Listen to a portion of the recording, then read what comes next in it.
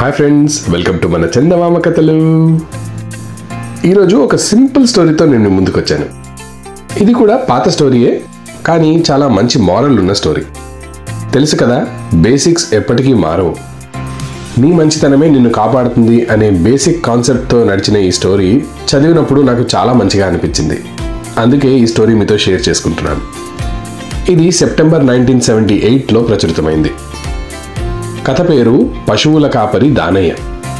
పశువుల కాపరి అంటే తెలుసు కదా, రోజంతా పశువుల బాగోగులు చూసుకుంటూ వాటితో పాటే గడిపే మనిషిని పశువుల కాపరి అంటారు. వాడు వాటిని శుభ్రం చేయడం దగ్గర నుంచి వాటికి తిండి పెట్టడం, వాటికి ఏమైనా రోగాలు అవి వస్తే వాటిని డాక్టర్ దగ్గరికి తీసుకెళ్లి మందులు ఇప్పించడం, ఇవన్నీ వాళ్ళే చేస్తుంటారు. వాళ్లే పశువుల కాపర్లు. ఈ కాలంలో కూడా మీరు ఊళ్ళకి వెళితే తప్పకుండా పశువుల కాపర్లను చూస్తారు. మరి ఈ పశువుల కాపరి దానయ్య ఏం చేశాడు, అతను ఎందుకు మంచివాడు అంటున్నాను. ఇవన్నీ చూసిన తర్వాత ఈ వీడియో నచ్చితే మాత్రం తప్పకుండా దీనికి ఒక లైక్, మీకేం విషయం నచ్చింది అనేది కమెంట్ చేయండి. ఇటువంటి మంచి కథలను మీ ఫ్రెండ్స్ మరియు ఫ్యామిలీ వాట్సాప్ గ్రూప్స్లో షేర్ చేయడం మర్చిపోవద్దు. మన చందమామ కథలు ఛానల్ను సబ్స్క్రైబ్ చేసుకుని చూస్తున్నట్లయితే చాలా ధన్యవాదాలు. లేకపోతే మాత్రం ఇప్పుడే సబ్స్క్రైబ్ చేసుకోండి. ఆ పక్కనున్న గంట సింబల్ కొట్టడం వల్ల కొత్త కథల నోటిఫికేషన్స్ అన్నీ మీ యూట్యూబ్ యాప్కి వచ్చి చేరుతాయి. మరి ఆలస్యం చేయకుండా కథలోకి వెళ్ళిపోదామా? అనగనగనగనగనగనగా ధర్మపురి అనే ఊరిలో దానయ్య అనే ఒక అమాయకుడు ఉండేవాడు. అతన్ని అమాయకుడు అని ఎందుకు అంటున్నామో మీరు ఈ కథ విన్నప్పుడు మీకే అర్థమవుతుంది. అతను తన సొంత ఊళ్ళో బతుకు తెరువు లేక రామనగరు అనే గ్రామానికి వచ్చాడు. అక్కడ రంగయ్య అనే అతని ఇంట్లో పశువుల కాపరిగా చేరాడు. రోజు పొద్దున్నే గేదెలను దూడలను తీసుకెళ్లి మేపడం, సాయంత్రం వేళకు వాటిని తీసుకొచ్చి పాలు పితికి యజమానికి అప్పజెప్పడం, ఇదంతా దానయ్య బాధ్యత. రోజు అతను క్రమం తప్పకుండా ఈ పనిని చేసేవాడు. ఒకరోజు సాయంత్రం వేళ దానయ్య ఎడ్లను గాడికి కడుతుండగా రంగయ్య భార్య గౌరమ్మ గట్టిగా కేకలు వేసింది. ఒరేయ్ దానయ్య, బర్రె ఇంకా రాలేదురా, దూడ అరుస్తూ ఉంది, త్వరగా వెళ్ళి వెతుకు, అసలు బర్రె ఎక్కడికి పోయిందిరా వెర్రి సన్నాసి అంటూ కేకలు వేయడం మొదలుపెట్టింది. అప్పటికే చీకటి పడిపోతుంది. ఉదయం ఎప్పుడో 4 మాడు మెతుకులు తిన్న దానయ్యకు చాలా ఆకలిగా ఉంది. ఇప్పుడు ఆ మాట గౌరమ్మకి చెప్తే మరి 4 చివాట్లు పెడుతుందని అతనికి తెలుసు. చేసేదేమీ లేక గొంగళి కప్పుకొని ఒక కర్ర తీసుకొని బయలుదేరాడు. ఎంతసేపు వెతికినా బర్రె మాత్రం కనపడలేదు. అతను ఊరంతా తిరిగి తెలిసిన వాళ్ళందరినీ అడిగాడు. ఒక పక్కన ఆకలికి కడుపు మండిపోతుంది. నడిచి నడిచి కాళ్ళు పడిపోయాయి. ఇక అడుగు తీసి అడుగు వేయలేనంత నీరసం వచ్చేసింది దానయ్యకి. బర్రె లేకుండా ఇంటికి వెళితే గౌరమ్మ తన ప్రాణాలని తోడేస్తుంది. ఇక చేసేదేమీ లేక ఒక పాడుబడిన దేవాలయంలో ఒక మూల ఒదిగి పడుకున్నాడు దానయ్య. ఎప్పుడు కునుకు పట్టిందో పట్టేసింది. కానీ ఒక అర్ధరాత్రి దాటాక 2 దొంగలు ఆ గుడికి వచ్చారు. ఒరేయ్, ఈ నగలు మన వెంట ఉంచుకోవడం క్షేమం కాదు. దొంగతనం గురించి సద్దుమణిగిన తర్వాత మెల్లగా తీసుకెళ్లొచ్చు. అంతదాకా వీటిని ఇక్కడే దాచి ఉంచుదాం అన్నాడు ఒకడు. అలాగే అలాగే, త్వరగా తవ్వు అన్నాడు మరొకడు. ఇద్దరూ కలిసి ఒక మూల చిన్న గుంటను తవ్వి అక్కడ నగల మూటను పెట్టి మళ్లీ మట్టి కప్పేసి వెళ్లిపోయారు. వారిద్దరి సంభాషణతో మెలకు వచ్చిన దానయ్యకు ఒక మంచి ఆలోచన వచ్చింది. బర్రె ఎలాగూ దొరకలేదు, ఇప్పుడు ఈ నగల మూటను తీసుకెళ్లి గౌరమ్మకిస్తే కనీసం తాను తిట్లు తప్పించుకుంటాను కదా అనుకున్నాడు అతను. వెంటనే అక్కడ తవ్వి ఆ నగల మూటను బయటికి తీసి గౌరమ్మ దగ్గరికి తీసుకెళ్లాడు.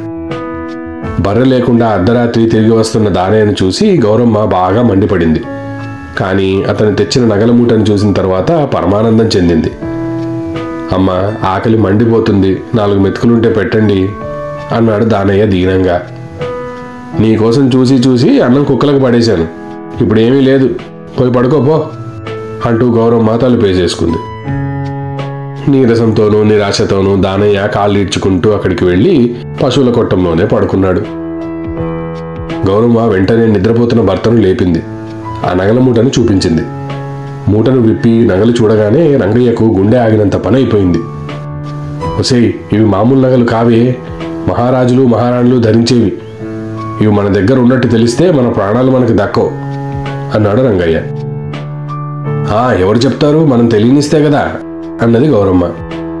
మనమే తెలియని ఎలా ఏమిటి, దీన్ని తెచ్చిన దానయ్య పొరపాటున ఎవరికైనా చెప్పాడనుకో మన కొంప కూలినట్టే అన్నాడు రంగయ్య. తెల్లవారే వరకు ఇద్దరూ కలిసి ఆ నగలు దక్కించుకునే ఉపాయం ఆలోచించారు. తెల్లవారాక గౌరమ్మ దానయ్యను లోపలికి పిలిచింది. ఒరే దానయ్య, మమ్మల్ని ఇంత మోసం చేస్తావారా? మూటలో నగలున్నాయని చెప్పావు, మేము విప్పి చూస్తే అందులో గులకరాళ్ళు తప్ప ఏమీ లేవు. అబద్ధం చెప్పడానికి నీకెన్ని గుండెలు అని అతని మీద మండిపడింది. అసలే అమాయకుడైన దానయ్య, అమ్మా నేను అసలు ఏమీ చూడలేదమ్మా, ఆ దొంగలు మాట్లాడుకుంటున్న మాటలను బట్టి అది నగల మూట అనుకున్నాను అంతే అన్నాడు దిగులుగా. ఇంకా నయం, వెంటనే చూశాను కాబట్టి అవి గులకరాళ్ళని తెలిసింది. పూర్తిగా తెల్లవారక ముందే ఈ గులకరాళ్ళ మూటను తీసుకెళ్లి ఎక్కడి నుంచి తెచ్చావో అక్కడ పడేసిరా. అలాగే నా బర్రెని వెతుకొని రా, ఆ బర్రె లేకుండా వస్తే చీరు పాడేస్తాను అని గౌరమ్మ చిందులేసింది. తన చేతిలో ఉన్న రాళ్ల మూటను దానయ్యకిచ్చి పంపించేసింది. దానయ్య చేసేదేమీ లేక ఆ మూటను తీసుకెళ్లాడు. ఆ పాడుబడ్డ దేవాలయంలో అదే మూల మళ్లీ దాన్ని పాతిపెట్టాడు. దురదృష్టవశాత్తు ఇదంతా దొంగలు చూసేశారు. వాళ్లకు అనుమానం వచ్చింది. వెంటనే దానయ్యను వెంబడించి అతను రంగయ్య ఇంట్లోకి వెళ్లడం చూశారు. ఆ రాత్రి వాళ్ళు దేవాలయంలో మూటను తవ్వి తీసి అందులో గులకరాళ్ళుండడం చూశారు. వారిద్దరికీ వచ్చిన కోపం అంతా ఇంతా కాదు. దానయ్య ఆ నగలను కొట్టేసి గులకరాళ్ల సంచిని తీసుకొచ్చి అక్కడ పెట్టాడని వారిద్దరూ అనుకున్నారు. అయితే ఈలోపే ఊళ్ళో పెద్ద చాటింపు జరిగింది. రాణిగారి నగలను దొంగలు ఎత్తుకుపోయారు. దొంగలను పట్టించిన వారికి రాజుగారు 1000 వరహాలు బహుమానం ఇస్తారని చాటింపు వేయించారు. అది విన్న రంగయ్య భయపడిపోయాడు. గౌరమ్మ దగ్గరికి వచ్చి చాటింపు గురించి చెప్పాడు. అయ్యో ఎందుకండి భయము, మూటలో ఉన్నది గులకరాళ్లేగా అంటూ గౌరమ్మ తన భర్తకు తన పన్నాగం చెప్పింది. 4 రోజుల పాటు ఎవరి నోట విన్నా రాణిగారి నగల దొంగతనం మాటలే. ఊరంతా హడలెత్తిపోయారు.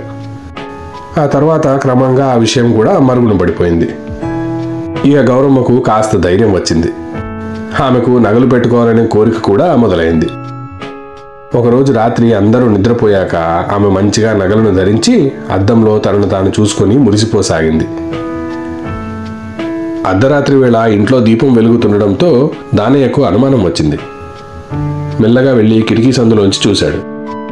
ఏముంది, గౌరమ్మ చక్కగా నగలను ధరించి అద్దంలో చూసుకొని మురిసిపోతుంది. దానయ్యకు గుండె ఆగిపోయింది. తనను ఆమె మోసం చేసింది అని అతనికి తెలిసిపోయింది. పశువుల పాకలోకి వెళ్ళి మళ్ళీ పడుకున్నాడు. కానీ నిద్రే పట్టలేదు. అతను అటు ఇటు దొల్లుతున్న సమయంలో 2 దొంగలు వచ్చి ఇంటి తలుపు తట్టారు. బావా బావా అంటూ తలుపు కొడుతున్నారు. ఎవరు అన్నది గౌరమ్మ. నేనే గౌరమ్మ, గంగయ్యని అన్నాడు ఒక దొంగ. ఇంత రాత్రి వచ్చావేమిటన్నయ్యా అంటూ గౌరమ్మ మెల్లగా తలుపు తీసింది. ఆమె బయట ఉన్న దొంగలను చూసి చప్పున తలుపులు మూసేలోపు వాళ్ళిద్దరూ తలుపును తోసుకొని లోపలికి వచ్చేశారు. గడి కూడా పెట్టేశారు. ఇద్దరిని చక్కగా కట్టేసి గౌరమ్మ ఒంటి మీద ఉన్న నగలన్నీ తీసుకొని మూట కట్టేశారు. ఇంకేమైనా దొరుకుతుందేమో అని ఇల్లంతా సోదా చేస్తుండగా దానయ్య మెల్లగా లేచాడు. పరిస్థితి తెలుసుకొని ఇంటి వాకిలి బయట నుంచి గొళ్ళెం పెట్టేశాడు. వెంటనే హుటాహుటిన వెళ్లి రాజభట్లను లేపుకొని తీసుకొచ్చాడు. ఇంకేముంది, దొంగలు పట్టుబడ్డారు. రాజుగారి దర్బార్లో విచారణ జరిగింది. జరిగిందంతా చెప్పాడు దానయ్య. ఇంత మంచి పని చేసిన దానయ్యకు 1000 వరహాల బహుమతి పుట్టింది. దొంగ సొమ్ము దాచినందుకు రంగయ్యకు, గౌరమ్మకు చిన్న కారాగార శిక్ష, దొంగలకు యావజ్జీవ కారాగార శిక్ష వేశారు. బహుమానం డబ్బుతో దానయ్య కొంత భూమి కొనుక్కొని వ్యవసాయం చేసుకుంటూ జీవితాంతం సంతోషంగా గడిపాడు. చూశారు కదా, చిన్న కథ, సింపుల్ కథ, కానీ మంచి చేస్తే ఎప్పటికైనా మనకు మంచి జరుగుతుంది అనే విషయాన్ని తెలిపేటువంటి అద్భుతమైన కథ. ఏమంటారు? ఈ కథ నచ్చినట్లయితే తప్పకుండా దీనికి లైక్ చేయండి. మీ జీవితంలో మీరు ఏం మంచి చేస్తే మీకేం జరిగిందో తప్పకుండా మాకు తెలియజేయండి కామెంట్స్లో. వచ్చే వారం మరొక మంచి కథతో నేను ముందుకు వస్తాను. అంతవరకు సెలవు, బాయ్. ఈ కథ కనుక మీకు నచ్చినట్లయితే తప్పకుండా దీన్ని లైక్ చేయండి, మీ ఫ్రెండ్స్ అందరితో షేర్ చేయండి. మా ఛానల్ని సబ్స్క్రైబ్ చేయడం మాత్రం మర్చిపోవద్దు. మీ అద్భుతమైన కామెంట్స్ ని నాకు తెలపండి. దాంతో కొత్త కథలను మీ ముందుకు తీసుకొచ్చేటప్పుడు ఎటువంటి కథలను తీసుకురావాలనేది నాకు తెలుస్తుంది. ఆ పక్కనే ఉన్న గంట సింబల్ని కొట్టండి. దాంతో కొత్త కథల నోటిఫికేషన్స్ అన్ని మీ యూట్యూబ్ యాప్ కి వచ్చి చేరుతాయి. వచ్చే వారం మరొక అద్భుతమైన కథతో మళ్ళీ మీ ముందుకు వస్తాను. అంతవరకు సెలవు, బాయ్.